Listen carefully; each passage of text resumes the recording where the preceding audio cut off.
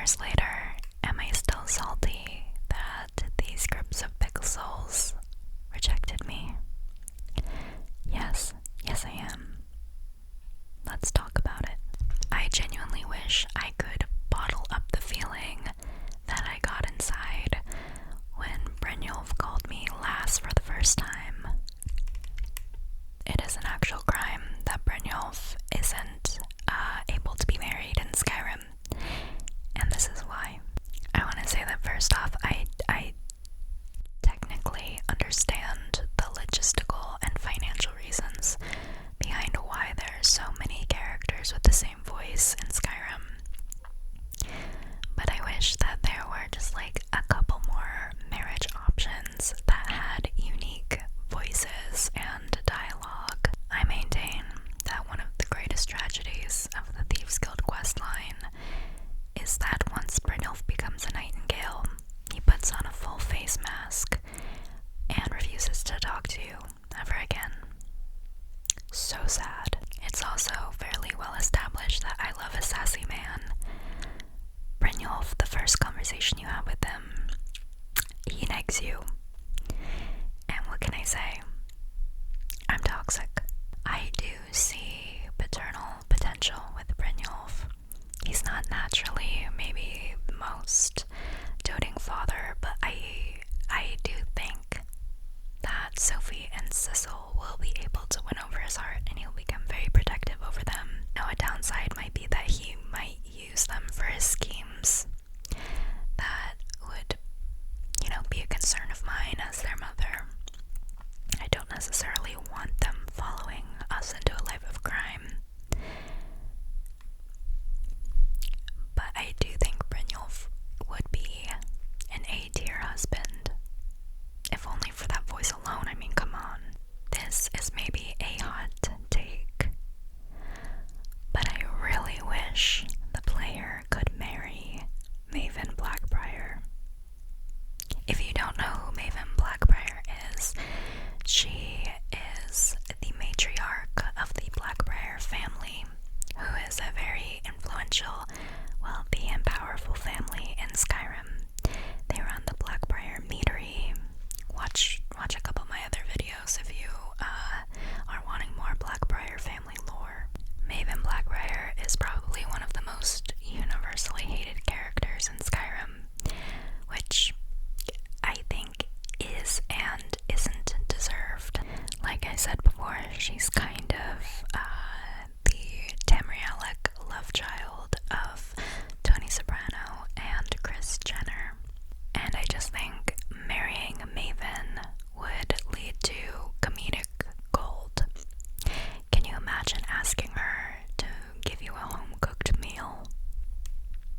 I think there would be so many opportunities for hilarious dialogue and unique character interactions if Maven was your wife. Logistically, there might be some issues because if you side with the Imperials during the Civil War, Maven becomes the Jarl of Riften, which is a very controversial choice, and one that is often cited to me when I say that I always pick the Imperials over supporting the Stormcloaks.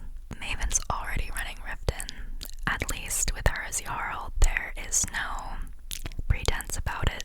I can see where if you are really anti-corruption, you hate Maven, but Layla Lawgiver is a naive and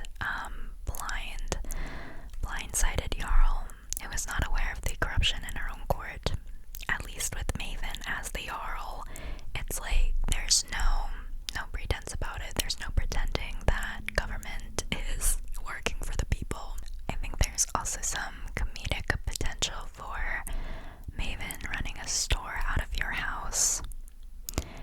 And, I can just see her walking around making sassy remarks about your living quarters and having to live there.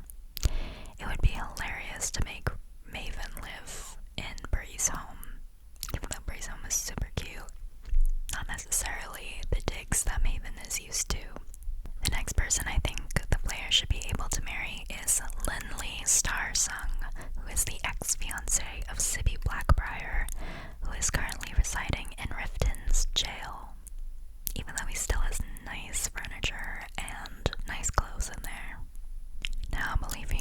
say I hate Sibby Black-Briar.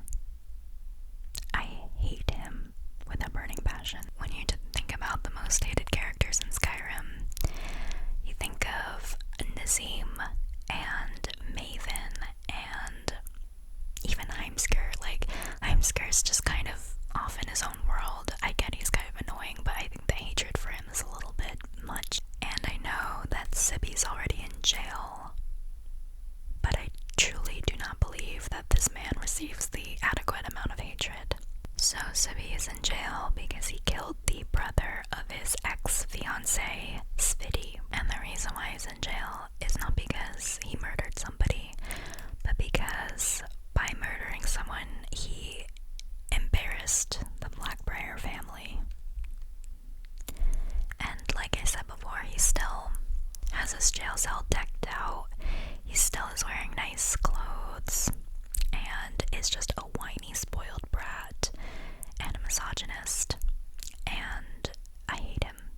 Sibby's ex-fiancée, Sviti, went into hiding because she is correctly fearing for her life that Sibby will come after her next. And if you talk to Sibby in the Rift in jail, he will give you the task of finding Sviti and telling him where she is. You find her in a town called Iverstead, and she is a bard working at the inn there. And basically, she begs you not to tell Sibby where she is, and if you tell Sibby, you're a freaking monster, and I want you nowhere near me, truly. I bet you also let me go die, and I just wish you could marry her.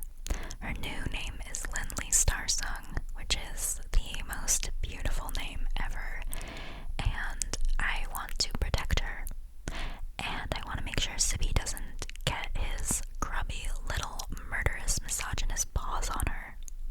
Like, he calls her a bitch and a whore to the player. Like, is that really necessary? The next person I wish you could marry in Skyrim is Gelebor from the Dawnguard DLC. Skyrim really said, we're going to give you a bunch of kind of mid-marriage options with the Dragonborn DLC, and then give you some A-tier marriage options in the Dawnguard, but allow you to marry exactly 0 of them. Fucked up. Gelebor is one of the last remaining snow elves, previously thought to be completely extinct, and you meet him during the main quest of the Dawnguard DLC.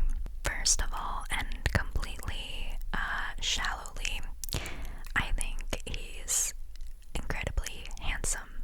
I do think part of the reason why I love Astarion from Baldur's Gate so much is because A, I need to touch grass, and B, I love Gelebor so much, and he kind of reminds me of him.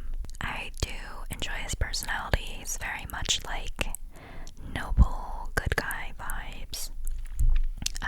Not really sassy, which is, a little bit sad, but not everyone can be sassy.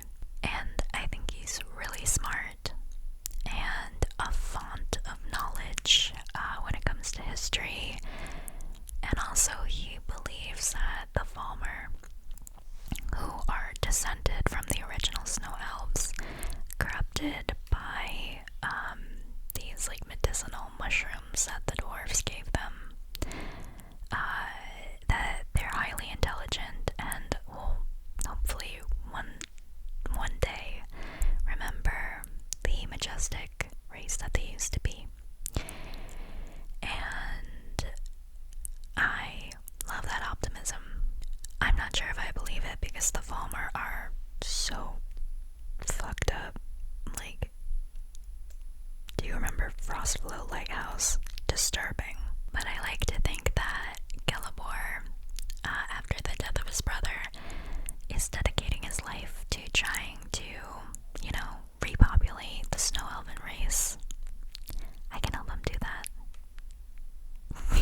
The next person on the list I think you should be able to marry is Carlotta Valentia. Now, I love Carlotta. She is a businesswoman. She is a loving mom, and I think she would make an A+ wife. There is some intrigue as to who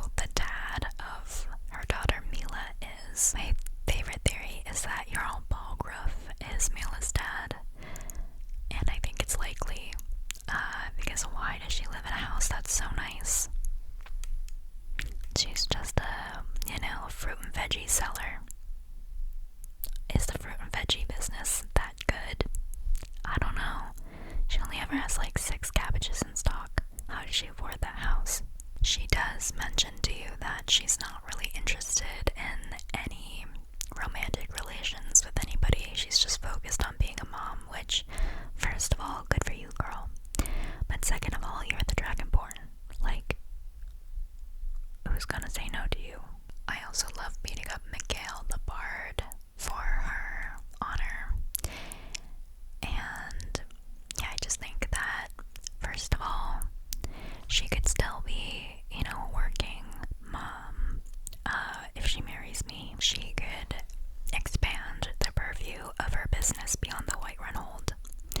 Like, if we move to Solitude, she could become the produce distributor for the entire province.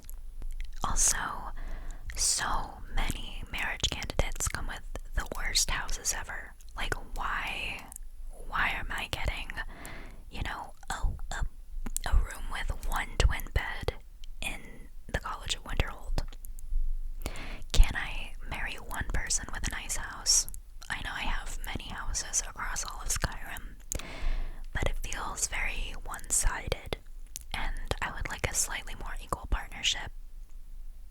And Carlotta's house is really nice. Side note, and I probably should have mentioned this earlier, I understand there are mods available to make all of these characters able to be married, but I started playing Skyrim on PlayStation 3, so I'm a dirty console player, and this is just, trauma from 2011 that's unresolved for me. Like, do you know the abject pain of Googling how to get Lydia back after you lost her somewhere? And the only responses on the Skyrim forums are to spawn her in with console commands. And you're like, that sounds like something I could do. And then you look into it and you realize you can't. The next person I should think you should be able to marry in Skyrim is Idgrod the Younger, who is the daughter of Idgrod Ravengrown, the Jarl of Morthal. First of all, iconic behavior to name your daughter after yourself. It's like, instead of calling Rory in Gilmore Girls, she was just called Lorelei the Younger. Idgrod the Younger is, a little magic to her. She's a little witch. Idgrod Ravengrown, the older, is kinda psychic and weird as hell. And I think she would be the most hilarious mother-in-law. And I wish that you could marry Idgrod the Younger, and Idgrod Ravengrown would have unique dialogue about you being their son or daughter-in-law. Hilarious. Also, I think it's kind of unfair that Idgrod the Younger has to stay at Honeymoon Hall and take care of her sick younger brother. That kind of sucks, and I'd like to take her away from that. Plus, she's pretty and has the hot girl voice. So, come on, baby girl, move in with me. Jumping back to the Thieves Guild, I wish you could marry Sapphire. She's a bit of a bad bitch. Your first encounter with her, you can see her bullying a poor guy who works at the stables in Riften. I mean, she's part of the Thieves Guild, so she's a little bit of a thug, but she always carries 2 sapphires on her, which is, legend behavior. And she has a really sad but interesting backstory where her village and her entire family were murdered by bandits, and she was basically, raped by all the bandits and held hostage by them, and then she befriended all of them, and then one night slit all their throats. Legend. I think it would be interesting if Skyrim had a couple of, canonically homosexual marriage candidates. Sapphire gives me, big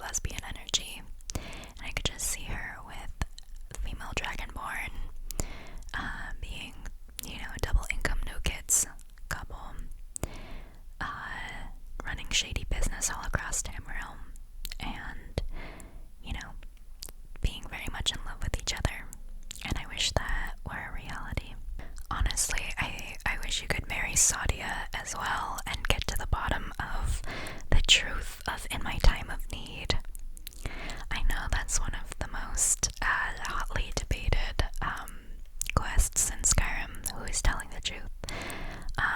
Actually, either of the main characters from that questline would be an interesting, oh my god, what's his name? Kamatu. I think either Kamatu or Sadia should be eligible to be a marriage candidate depending on who you helped out. I know technically Kamatu brings Sadia back to Hammerfell. Does he? I mean, I think he probably does. But, so he's not supposed to really stick around Skyrim for very long. But I still think that you should be able to marry one of them. Actually, a lot of the more interesting female characters in Skyrim are not marriage candidates, which I find very odd. Also, like, why can't you marry Jazargo? Jazargo is such, you know, an icon. He's sassy. He is hilarious. He has really great, unique dialogue. When he's your companion, would he be a terrible father? Probably. Would it be hilarious to ask him for a home-cooked meal? Yes. I definitely want to do a part 2 to this installment, because I could honestly talk about this topic for hours. But to round out part 1, I want to talk about the girlie who all of you were expecting when you clicked on this video. You know her, you love her, you're probably devastated when you realized you couldn't marry her. Grella the Kind, everybody. Only joking, of course, I'm talking about Serana from the Dawnguard DLC. Very small, shameless plug. I did a Serana roleplay a year or so ago, and to be honest, I don't know if it's any good because I cannot bring myself to rewatch it. But if you're interested, I'll link it in the description box. Just don't be too mean, please. But in all seriousness, Serana is probably the community's, like, #1 best girl. She is the daughter of Lord Harkon, who is a potential primary antagonist of the Dawnguard DLC. He is a vampire lord. Serana is a vampire. For me, she kind of is in the same category as like Elizabeth from BioShock Infinite. She's a like sweet and beautiful cinnamon roll who you want to protect from the world, who has powers beyond her own recognition, and who is used as a pawn in the evil plans of an overbearing male figure in her life. One of the main arguments to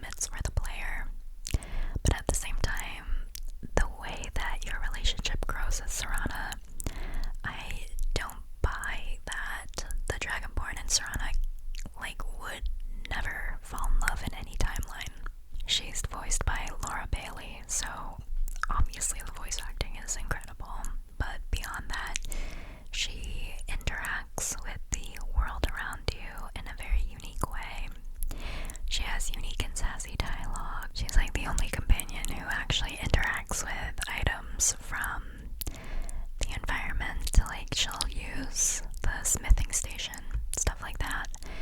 And it's just little immersion details like that that make her feel like a real person and not a generic companion. Plus, she's pretty and intelligent, has a lot of heart, and the dialogue options actually affect your relationship with her. So, she's a very popular character for a reason. I personally love her. If I could, I would romance the hell out of her.